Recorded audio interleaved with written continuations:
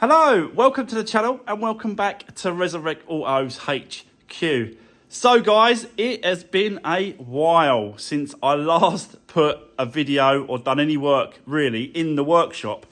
And I appreciate all the support, everyone reaching out to me, messaging me, asking me, am I okay, what's going on, not seeing no videos. And yeah, so I appreciate everyone's concern, guys. I'm okay. I haven't been ill, nothing's happened, and that's the problem. Nothing has happened, as in nothing's moved. No cars of mine are selling. For some reason, I don't know why. I've got 3 cars up for sale. I've got the Mercedes at the paint shop. That's been there for a week, and that's coming back tomorrow. So we should be able to jump on that very soon. And yeah, the cars that I've got up for sale are just not selling. This has never happened to me since I've started doing this. Since I started setting up, doing this, left my previous job, made this my full-time job, I've always had to spin the cars around. They have to make money. The cars have to have a profit for that profit to pay the bills, for them to buy another car to move on. That's always been the way it is. And it's always worked since now. This is the only time I've ever hit a roadblock and had to sort of put the brakes on and stop, because all my money is tied up in the cars. So it's, you know, it's not a hobby for me, and it has to work and it has to make a profit. For many and many other YouTubers out there, it's just a hobby. So it doesn't really, well, it matters, but it doesn't really matter as much as me. But for them, they've still got a full-time job. They're still going to pay their bills. It's still going to be, they're still going to be all right. Even they might lose money on cars, it doesn't matter, does it really? Let's be honest, because they've still got a full-time job. This is my job. I have to make money doing this. So yeah, so that is the reason why I haven't been uploading, because basically I've had nothing to do. But we finally have got to do something on the Peugeot 2008. Over the last couple of days, I've been looking into this car and found out something very, very surprising. So yeah, let me spin you around. We'll get into it. I'll explain what's going on. Let's do this. Right, okay, so guys, here we go. The Peugeot 2008. Now, there's a few things we've got to do today. One which being an MOT. So I've got to check to make sure that it's MOT ready.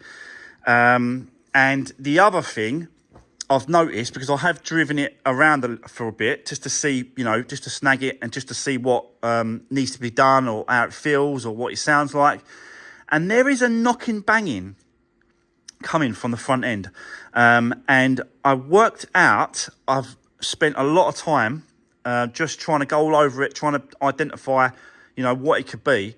And it turns out that I found that leg on this side, passenger side, and this wasn't the damaged side. The damage was on the other side, the passenger side. This leg, when you raise it just off the wheel and you rock it backwards and forwards, then it's knocking, bang, bang, bang, bang, bang, bang, bang. It's knocking, and that is what I'm hearing when it's driven. So that I can't let it go like that. It will drive me mad, and it will drive the new owner mad. So it's got to be sorted and it's got to be done. And I really want to do that before it goes for the MOT, because they will pull that. I know they will. So I've managed to get hold of a second-hand leg with the spring. For the, well, actually, this is a year new. I think this come off an 18 plate car, and obviously ours is a 17. So yeah, come off an 18 plate car, so it should be good. But that is the noise. That is definitely where it's coming from. Don't know exactly, you know, what's loose or whatever's in there, but we're gonna We're going to have to strip it all down, completely remove the leg off the hub. And then, yeah, we're going to swap it over and get this done. The other thing, right, let me quickly explain what happened. So when I was looking at this car at the auction, the listing said that this was a Cat S. And I've always said it on the videos that this should never have been a Cat S. It should never have been. And it turns out it's not a Cat S car. And in fact, it's an unrecorded car.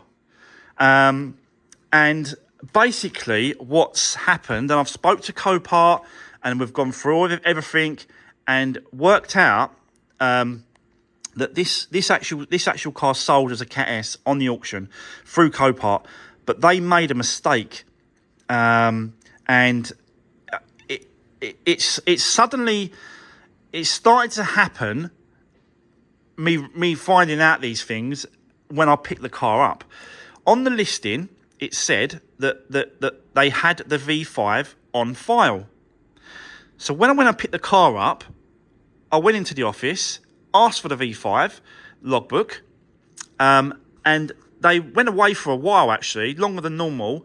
They come back and they said to me, yeah, there's been a bit of a mistake with the listing, and we don't have the V5 logbook for that car. And I said, well, you sold me the car on the basis that you had the logbook. They turned around and said at Copart that the logbook that they said they had on file was for a different car. That different car was going through the auction as a Cat S. So they made the mistake of listing this as a Cat S, and this should have been listed as an unrecorded car. There is no cat. There's no insurance claim. It is an unrecorded Peugeot 2008. And I've got to be honest, a couple of my subscribers, they were messaging me saying, it's weird that car like that. So, do a HPI check and all that. And I did. I'm going to show you the HPI check, the actual check on the car that I paid for, that went all over it. So I got that. And then I suddenly thought, you know what? I wonder if I can track down some service history. So went on over to here. Actually, Robinson and Day, they don't exist anymore. They're gone, and they've basically changed their name. They're not that anymore. I can't remember what she told me, but it's something else. So I managed to speak to the main dealer, and this car has actually got some good service history. And even though I have changed that timing belt, the wet belt, it's already been changed. It makes sense because that belt, it wasn't that bad. There was no particles in the pickup in the actual sump. Everything is starting to sort of go into place now with this car being an unrecorded car and got some service history with it. It is just incredible. I'll show you what I found because I want to. It's not like me saying this, that, but let's just prove it. I want to show you it and prove it. So this is the report that I got on the car through My Car Check. Like that, you just put in your registration, you pay a little bit of money, and they just give you a complete breakdown and a complete record on the car. So as you can see over here, no record of write-off. Everything else matches up. Mileage matches up. Estimated current mileage is 59,000, and it is. Everything is there. 2 previous owners there as well. So this car is an unrecorded car. Now that should have rocketed that price at Copart. If they'd done it correctly and put the correct unrecorded on it, then that car should have fetched another good two grand, 2.5 grand, easy. So yeah, I've got seriously lucky with that. You know, it wasn't intentional. It's just how it happens, basically. So that is fantastic. Honestly, that is incredible. So I thought, you know what? Let me just do some digging. Let me just see if I can find some service history. And as you can see here, this is the service history they sent me by email, with all the service records, with all the intervals being done, all the dates and stuff like that. And 17, 18, we're missing 19, 20, 21, 22 obviously, and 23. So, but what's interesting is this here, is what I'm going to show you. New belt water pump.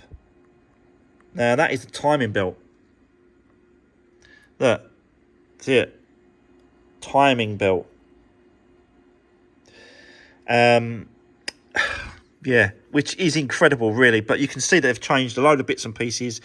Crankshaft seal, gaskets, screws, pulleys, a plug. You know, just all these little bits and pieces, which is fantastic. Like now, that is proof that it's been done. Also, that was done at, hold on. The mileage, it was done in 2021, and the mileage was 31,000.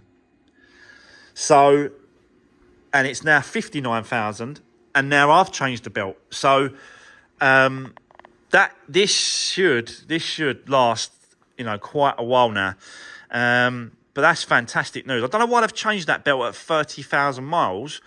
I don't know. It's a bit weird and a bit strange. But yeah, these engines are not the greatest. I've got to be honest. I've been looking into them. They're the 1.2 PureTech engines. They're not the greatest. But if you change the timing belts, if you service them regularly, if you look after them, they should carry on and last quite a long time. But you know, this car just seems like it's got a great package now. I know it's a lot of waffling, guys, but I just need to explain the whole process of this car, because what I found out is absolutely fantastic.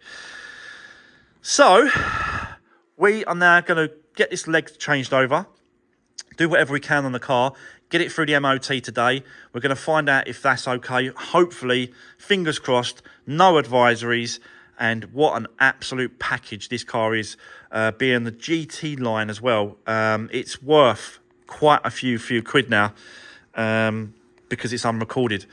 So, but you know, it's whether or not people are out there that wants to buy it. Really, I stuck it on CarWow actually, and they offered me 6.5 for this car, and that's on CarWow, not We Buy Any Car, CarWow. So if I sell it privately, probably a little bit more, 7.5. But to get that kind of money, you've really got to hang on and wait. And I because I won it at a great price, there's loads of profit in it. It can go cheap. It can go cheap because I'm still making a good profit. So it don't matter for me. I'd rather get it gone quick and make a few quid than it's sitting around and not selling. And again, my money's tied up in this car. So I will keep you informed and let you know what happens when it comes to selling it. But let's get it fixed first, then get it through the MOT, and we'll go from there. That's enough waffling, guys. I'll set you up. Let's do this.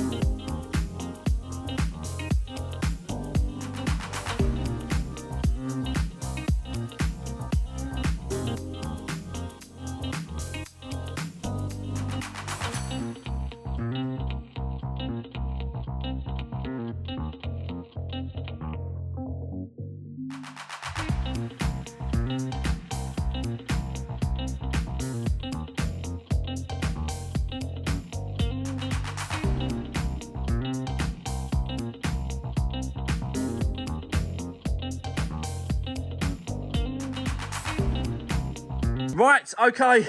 Woo, guys, that is it. Got it off. Yeah, a little bit of a pain, but got there in the end. We've still got to clean up this knuckle as well, clean up that knuckle before I put the other one back in place. None of these have been stretched and stuff. I put that underneath just in case anything drops, but it's kind of just hanging there, so that's good. But yeah, stripped it all down. I'll show you it. It's over here on the bench. So this is the one I just removed. And this is the one we're going to be putting in. So yeah, apart from just being a little bit cleaner, there's no real indication of any issues or problems at this point. So all I can do is throw that in, put it all back together, drive it around for a bit and see what it's like, you know. Is it original? Yeah, it's the original one. So just want to clean this up a little bit. It's a little bit rusty around there, so I just want to clean that up if I can. And then, yeah, we're just going to do the reverse, put that back in place, and hopefully, fingers crossed, that has solved that noise. It wasn't the top mount because I've checked that, and that wasn't moving. It just wasn't moving at all. So you can normally tell, like when you lift them up and down, they sort of there's like a up and down banging noise. But that wasn't happening.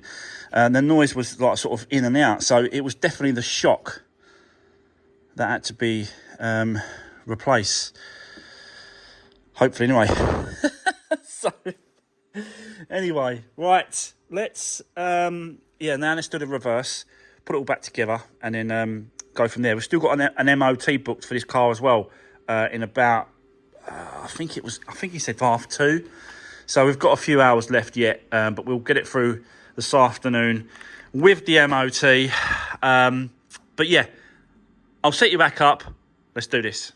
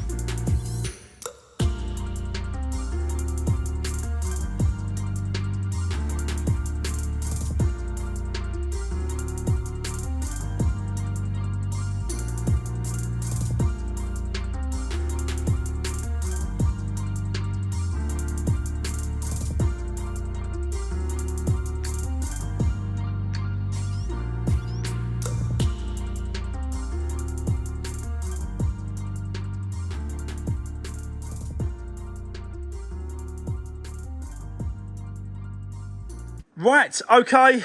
Well, there we go, guys. It is all back together. So the only thing to do now is to take it for a little drive it about, and then just see if that noise is gone.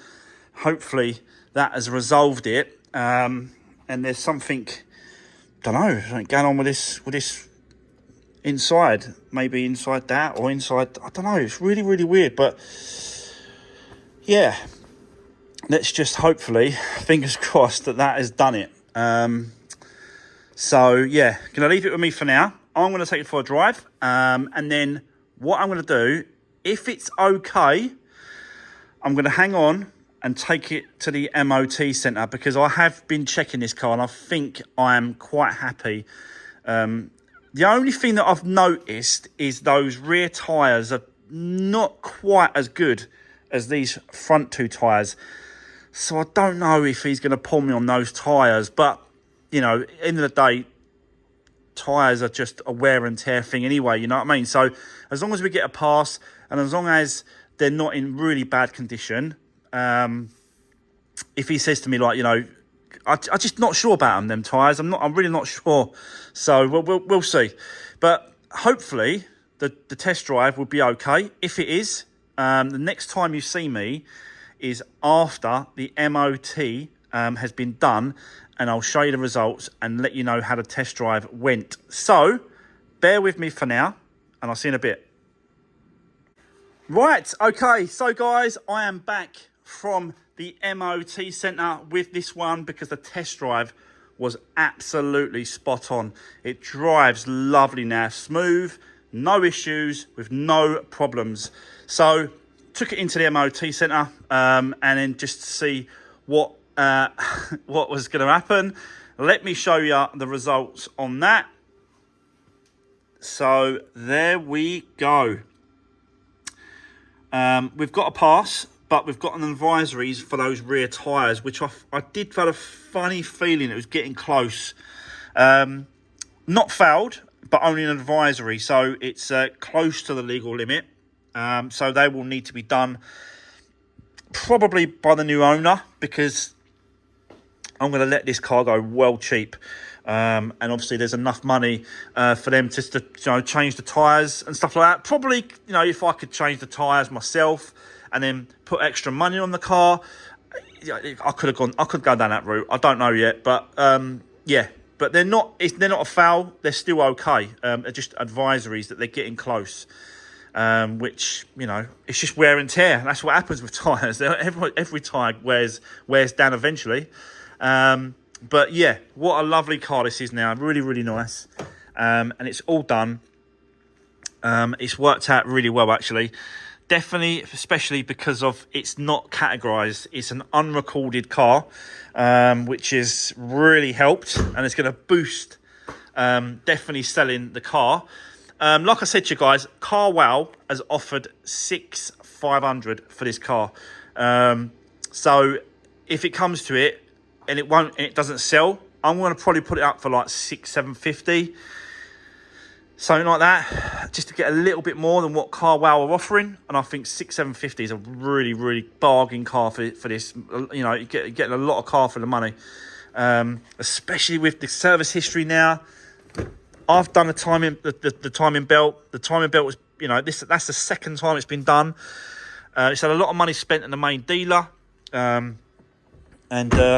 Yeah, it's just a really, really nice, tidy car. So there we go. That is going to be the end of today's video. Tomorrow, guys, we are going to be jumping on the Mercedes, the A160. That is all complete, and it is ready to be picked up. I am going to go and get that this afternoon, ready for the morning. And I think that has got an issue with temperature. I've drove it to the paint shop. The temperature gauge was going right up, and it went past where it should sit. So we've got a temperature issue somewhere. And I think I've worked out what it is on that Mercedes. But yeah, we'll get on that tomorrow. But for today, that's it. Thanks for watching, guys. I appreciate all the comments asking if I'm okay. I am okay. And hopefully, you know, these cars will start selling and we can sort of just keep going and keep flipping and keep working. So, yeah, thanks for watching, guys. See you soon.